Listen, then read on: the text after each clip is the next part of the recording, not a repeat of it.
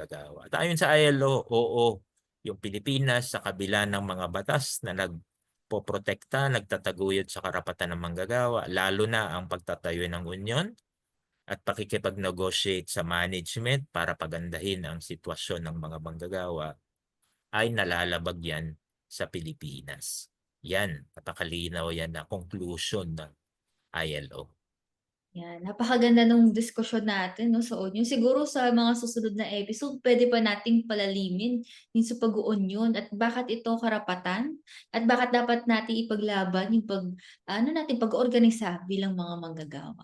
Sige po Prof, nasabi niyo po kanina yung kahit gobyerno walang masyadong let's say pangil sa pagpapatupad ng mga batas tungkol sa karapatan ng manggagawa. So, ano pa kayang puwedeng gawin nila or mga hakbang na para masiguro na talagang nai-implement yung mga batas lalo na yung kunwari yung Labor Education Act, yung mga ano natin batas po.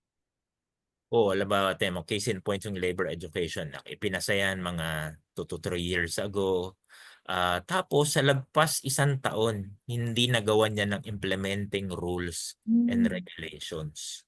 So, na responsibilidad ng pangunahin na CHED, susunod ay DOLE, susunod ay TESDA, ganyan. So, meron talagang kapabayaan sa iba't ibang antas ng gobyerno hinggil sa paano maipatutupad yung mga reforma o batas na nandyan na.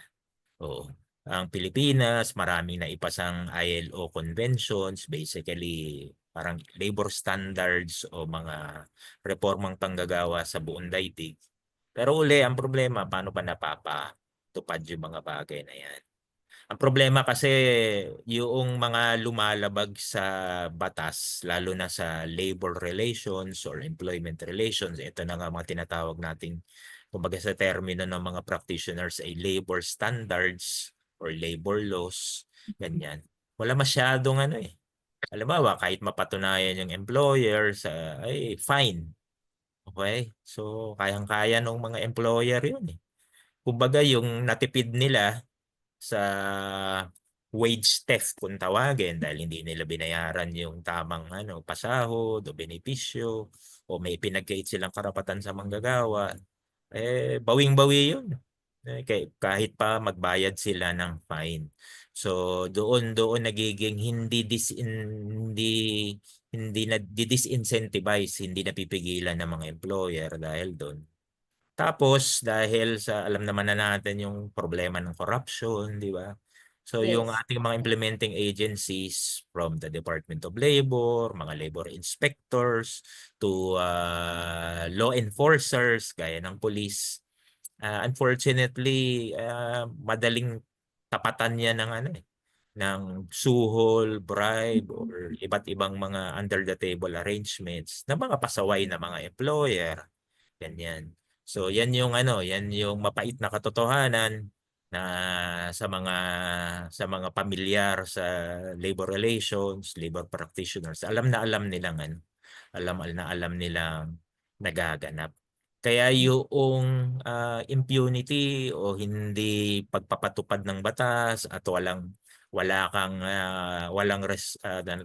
accountability doon sa paglabag sa batas ay ah, medyo epidemic sa Pilipinas. Mm. Yes. Sige po. Ano naman po yung papel naman ng mga manggagawa mismo 'no, sa mga manggagawa ngayon na para maisulong yung kaunlaran ng ekonomiya ng bansa and of course yung kanilang karapatan din bilang mga manggagawa? Oo. So sa mga manggagawa, ang problema natin ngayon matiisin yung mga manggagawang Pilipino. Mas Oo. mas ang tumatanim sa kanilang isipan, di na baling mababa sweldo kaysa wala, di na baling napagkakait ng karapatan, didiskarte na lang sila, di ba? So ganun, kung mahirap ang buhay sa Pilipinas, di mag-abroad na lang. Ganon, di Hmm, ba? Halimbawa, ang ano ko dyan sa BPO, marami siguro, mga empleyado, marami-rami yan, mga ilagpas 1 milyon na sa BPO. mm. Pag may grievance sila, hindi magandang palakad, magre-resign lang yan eh. ta's lilipat ng susunod na BPO. Tawag nung iba diyan exit mentality, ganyan. Ibang-iba yan a generation ago, 30 years ago or more. Okay? Kung may grievance yung mga manggagawang Pilipino, magsasama-sama sila. Magtatayo sila ng union. Tapos kikilos sila ayon sa karapatang ibinibigay sa kanila na batas. Ironically, nung panahon na medyo sikil yung karapatan, panahon ng dictatorship, yung panahon ng martial law, ni tatay ni Pangulong Bongbong Marcos, si Marcos Sr.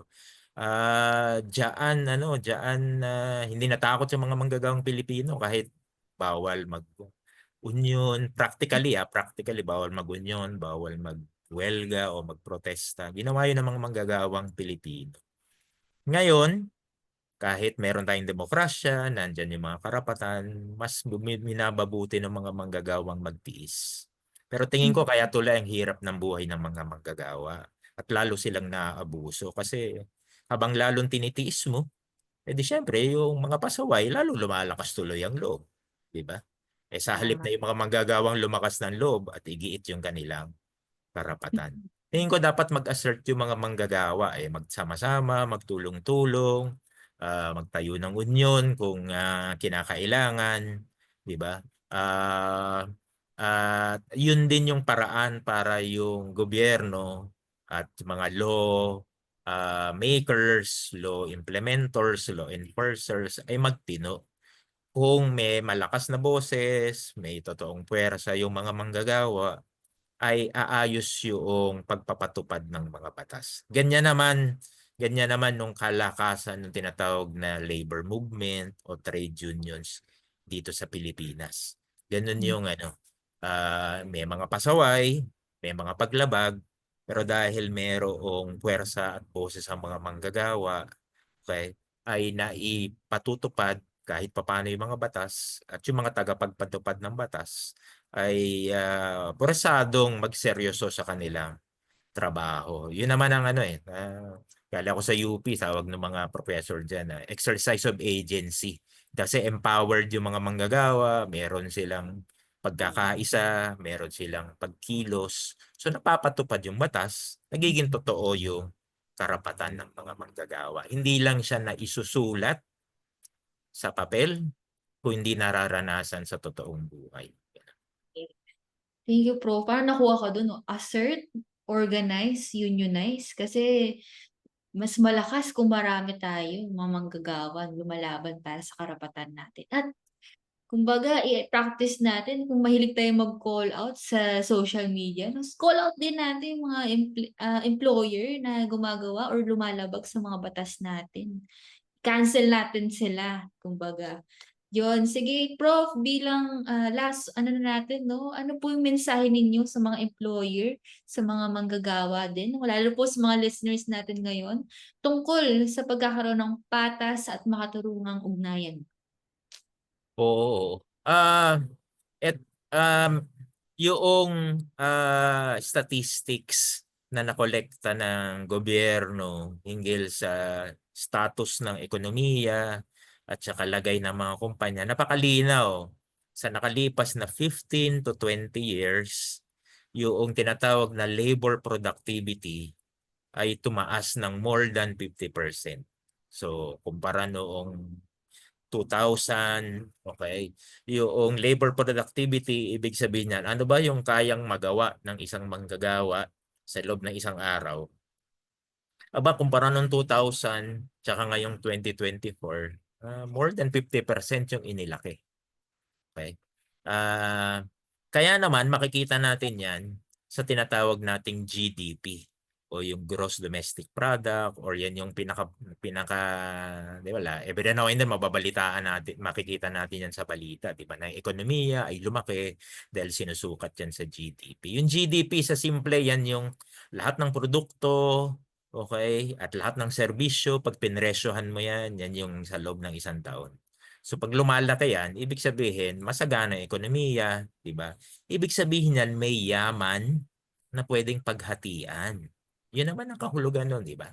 So bakit lumalaki ang GDP ng more than 6% taon-taon sa nakalipas na 15 to 20 years? Well, isa, dahil dumadami yung mga Pilipino, dumadami yung mga manggagawa. So hindi rin naman problema masyado. Actually, tumataas yung populasyon ng Pilipinas. Ibig sabihin lang yan, dumadami yung pwedeng maging manggagawa. Although, syempre, pag di ka makahanap ng trabaho, isang problema yan.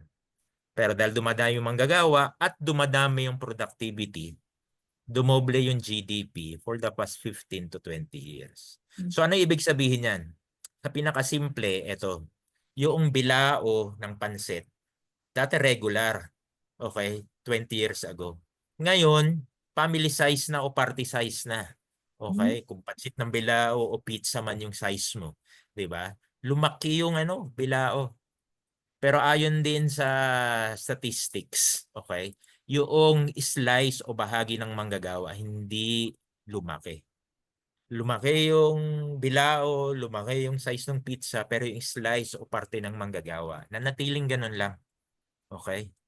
So ang tanong, saan napunta yung lumaking bahagi, di ba? Kasi tumaas ang labor productivity, okay, et cetera, et cetera. Well, napunta sa employers. Okay. So ang aking panawagan sa mga employers, kahit siyempre sa gobyerno na tagapagpatupad ng batas, andyan naman yung pwedeng andyan yung yaman na pwedeng paghatian. Tingin ko naman yung kahilingan ng manggagawa para sa mas mataas na sweldo, mas magandang benepisyo, bigyan sila ng kaparatang mag-union at saka makapag-negotiate. Pwedeng-pwede yan eh. Kasi may sapat na yaman na pwedeng paghatian sa ating bansa. Okay?